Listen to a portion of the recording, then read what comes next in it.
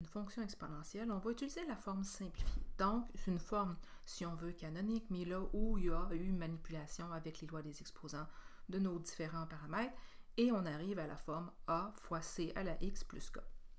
Maintenant, parfois, on va choisir de privilégier le type d'écriture suivante, c'est-à-dire de mettre notre c entre parenthèses et l'affecter comme ça de l'exposant x pour notre écriture. Ce n'est pas une obligation, mais ça peut être une chose qui est vue et faite souvent.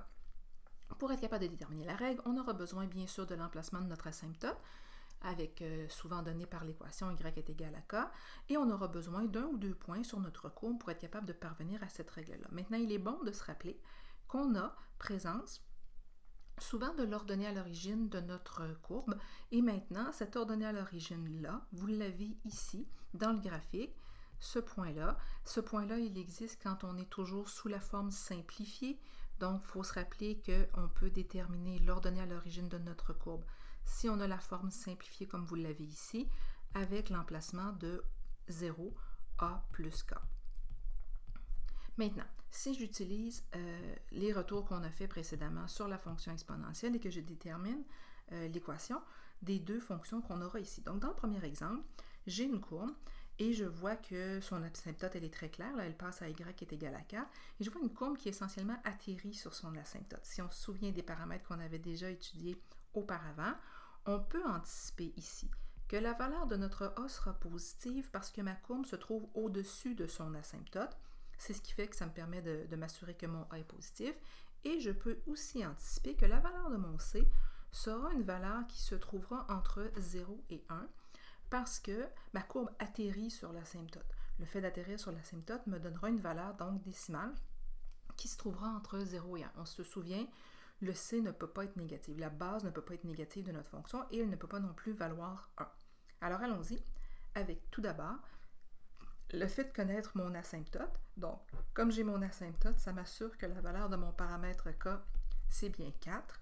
Et comme je vois dans ma courbe que j'ai sur le graphique présence de mon ordonnée à l'origine, donc j'ai 0,6, ça me garantit que la valeur 6 que je vois là, elle a été obtenue en faisant a plus k. Donc, 6 a été obtenu en faisant a plus 4. Ce qui me permet de déduire que la valeur de mon a, c'est 2. Comme vous le voyez, le a est positif tel qu'anticipé au départ. Donc, je sais que l'équation de ma fonction, sous sa forme simplifiée, va donc débuter comme ceci. C fois 2 fois c à la x, plus 4. Maintenant, j'ai besoin d'aller trouver la valeur de mon dernier paramètre, ma base. Pour faire ça, je vais utiliser l'autre point que je connais sur ma courbe, c'est-à-dire moins 1,14.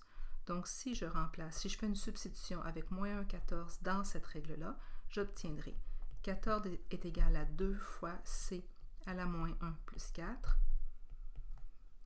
Si je commence à isoler mon paramètre c, je vais envoyer le 4 de l'autre côté, donc 10 est égal à 2 fois c à la moins 1. Maintenant, il faut se souvenir qu'éventuellement, on va privilégier le fait d'avoir des exposants positifs, c'est-à-dire qu'ici, je vais privilégier cette écriture-là parce que c à la moins 1, ça veut dire que le c n'est pas à sa vraie place, donc il faut le mettre au dénominateur.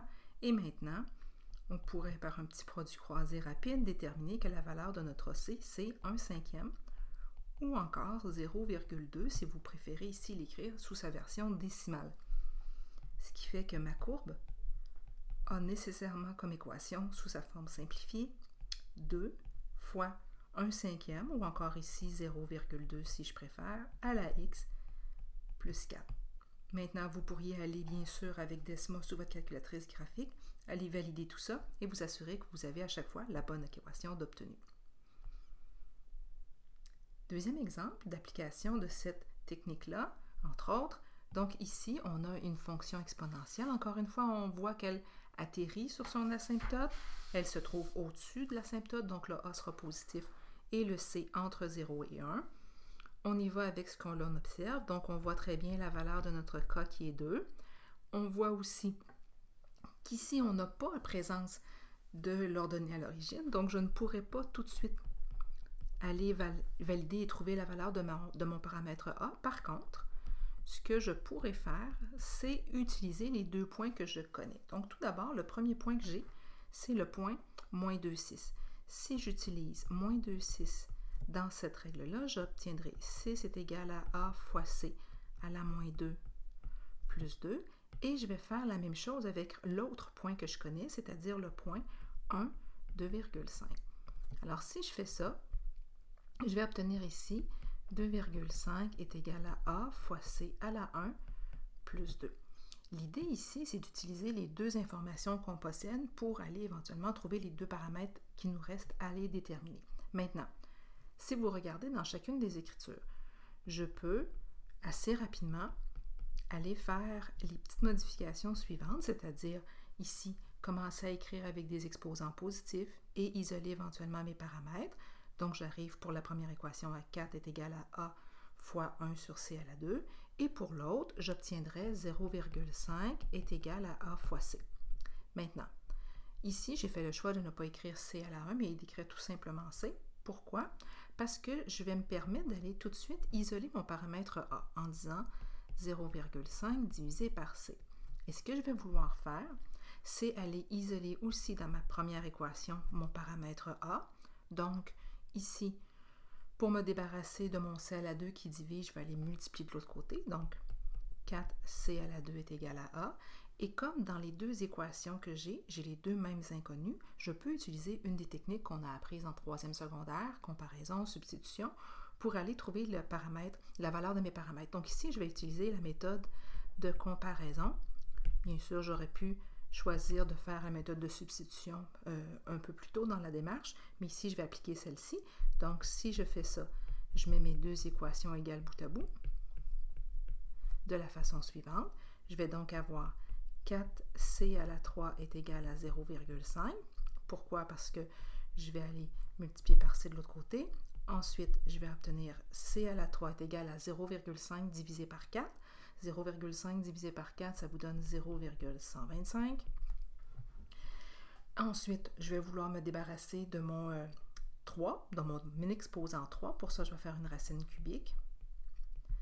Et en faisant la racine cubique de 0,125, vous allez obtenir 0,5, qui était la valeur de notre C. Tantôt, en introduction, je vous avais dit qu'on pouvait anticiper un A positif, c'est ce qu'on aura dans quelques instants, mais aussi une valeur de C qui se trouverait entre 0 et 1, parce que ma courbe atterrit sur son asymptote, c'est bien le cas ici avec la valeur 0,5. Et ensuite, si par substitution, je remplace cette valeur-là dans une de mes deux équations que j'avais ici isolées en haut avec mes paramètres de A et C, je pourrais utiliser la première, 4C à la 2, donc 4 fois 0,5 à la 2, et je vais obtenir comme valeur de A 1. Maintenant, ça me permettra d'aller inscrire l'équation de ma fonction, donc 1 fois 0,5 à la x plus 2. Et en utilisant votre calculatrice ou Desmos, vous pourriez aller valider le tout.